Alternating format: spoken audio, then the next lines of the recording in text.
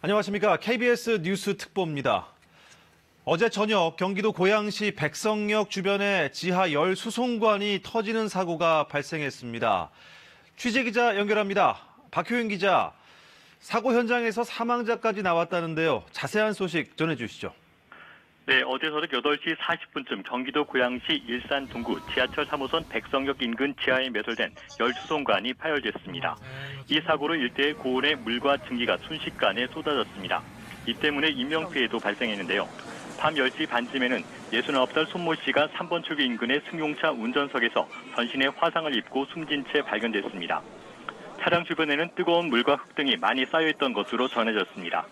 경찰은 차량 앞유리가 전부 깨진 것으로 볼 때 숨진 손 씨가 수송관 파열 지더미를 지나다 사고를 당한 것으로 보인다고 말했습니다. 또 지나가던 행인 23명도 화상을 입고 병원으로 옮겨졌습니다.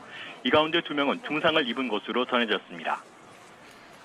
네, 파열된 이 수송관이 주변 지역에 난방용 온수를 공급하는 관이라는데 주변 지역 주민들 피해도 있겠죠? 네, 사고가 난 열 수송관은 섭씨 100도 안팎의 온수를 실어보내 아파트 등의 난방열을 공급하는 역할을 하는데요. 이 열 수송관이 파열되면서 주민들도 큰 불편을 겪고 있습니다. 일산동과 주엽동, 대화동과 백석동 등 고양시 일산 동구에서 서구, 그리고 고양시와 인접한 서울 마포구와 서대문구까지 2만여 세대의 난방이 끊기는 등 영향을 미친 것으로 확인됐습니다. 한국지역난방공사는 현재 파열된 밸브를 차단하고 임시 보수 공사를 진행하고 있습니다. 사고 현장에서 가까운 백성역 일대 아파트 단지 2만 2,800여 세대에 대해서는 복구가 더딜 것으로 보이는데요. 공사 측은 늦어도 오늘 오전까지는 복구를 마치는 것을 목표로 작업을 진행하고 있다고 설명했습니다. 공사 측은 또 해당 지역은 1991년에 배관을 매설한 곳이라며 겨울이 되면서 노후한 수송관 안에서 압력이 높아져 사고가 난 것으로 생각된다고 말했습니다. 공사는 우선 파열 구간에 밸브를 잠근 뒤 뜨거운 물을 우회해서 공급하는 방식으로 난방을 재개할 방침입니다. 한편 고양시는 어제 오후 9시 40분쯤 시민들에게 재난안전 문자를 보내 주의를 당부하고 현장에 재난상황실 직원을 보내 사고 경위를 파악하고 있다고 설명했습니다. 지금까지 사회부에서 KBS 뉴스 박효윤입니다. 현재 고양시에서는 이 상황을 지역 재난으로 보고 대응하고 있는데요. 어떻게 이런 사고가 발생할 수 있었는지 현재까지 알려진 사고 원인과 피해 상황을 다시 정리해 보겠습니다. 우한우 기자, 네. 지금 터졌다는 관이 있지 않습니까? 열 수송관, 어떤 관입니까? 네, 쉽게 말하면 온수관입니다. 그러니까 그 열병합발전소 운영 과정에서 열이 나오지 않습니까? 네. 그걸로 물을 덮인 다음에 온수를 생성해서 그 지역으로 보내는 관입니다. 이 뜨거운 물은 그 인근 아파트 단지 등의 그 난방과 온수로 공급되는데요. 이 온수 온도는 98도 정도로 추정되는데 끓는 물 수준이다 이렇게 보시면 되겠습니다. 그럼 이렇게 뜨거운 물과 증기가 갑자기 나오면서 사망자가 발생한 겁니까?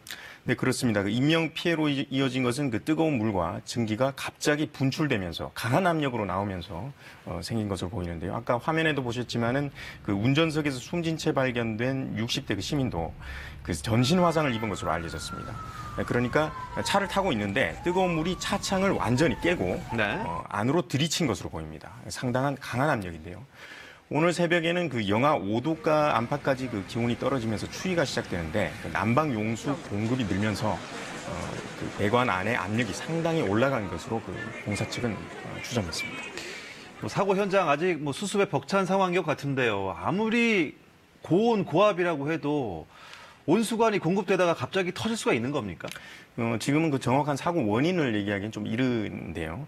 다만 그 취재진이 확인한 것은 그 이 사고 온수관은 91년에 매설된 것으로 확인됐습니다. 그러니까 27년 전이죠. 지역 난방공사 측은 그 열 수송관 내구 연한은 30여 년 정도다 이렇게 보는데요. 그러니까 신도시가 생기기 시작하면서 그때 매설된 관이 지금 그대로 쓰고 있는 상황입니다. 난방공사 측은 그 노후된 관을 차차 수리하고 있다지만은 난방용수 수요가 급증할 때는 이런 사고가 종종 일어난다 이렇게 설명했습니다. 사상자 피해 상황도 있고요. 또 인근 이 난방수를 공급하는 온수관이니까 난방에도 문제가 있을 것 같습니다. 말씀하셨다시피 갑자기 이제 오늘 아침부터 추워진다는데요. 현재 집계되는 피해 규모 어떤 상황입니까? 그 수도권의 그 지역 난방공사 모두 14개 지점이 운영됩니다. 파주에서 동탄까지 그 배관들이 모두 이제 거미줄처럼 연결이 돼 있는데요. 관이 다 연결돼 있다 보니까 그 사고 직후에 인근 2만 가구 가량이 좀 영향을 받았고요. 지금은 2,861세대를 제외하고는 정상 복구됐다는 게 지역난방공사 설명입니다.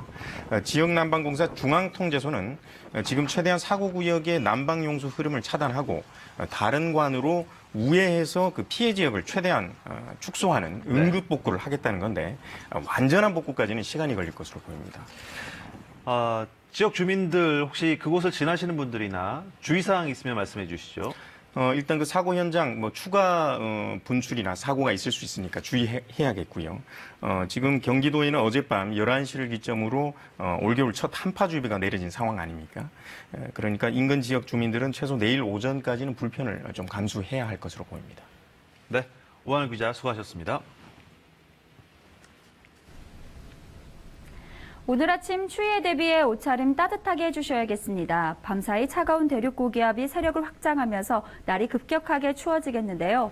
현재 서울을 포함한 중부지방과 전북, 경북 일부 지역에 이번 겨울 첫 한파주의보가 발효 중입니다. 아침 기온 살펴보면 서울이 영하 5도로 어제보다 13도가량 크게 떨어지겠고요. 철원이 영하 10도, 대구도 영하 2도까지 내려가겠습니다. 여기에 찬바람도 강하게 불면서 체감 추위는 더 심하겠습니다. 이번 추위는 주 후반으로 갈수록 심해지겠는데요. 서울의 아침 기온 금요일 영하 8도, 토요일은 영하 10도까지 내려가겠습니다. 갑자기 찾아온 한파에 건강관리 잘해주셔야겠습니다. 오늘 전국에서 구름만 다소 지나겠고 바람이 강하게 불겠습니다. 아침 기온은 어제보다 10도에서 15도가량 크게 떨어지겠고요. 한낮에는 서울이 4도, 대전이 5도에 머물겠습니다. 물결은 대부분 해상에서 최고 4m까지 높게 일겠습니다. 기상정보였습니다. 이상으로 고양시 백성역 인근 열수송관 파열 사고 관련 뉴스투프를 마치겠습니다. 시청해주신 여러분 고맙습니다.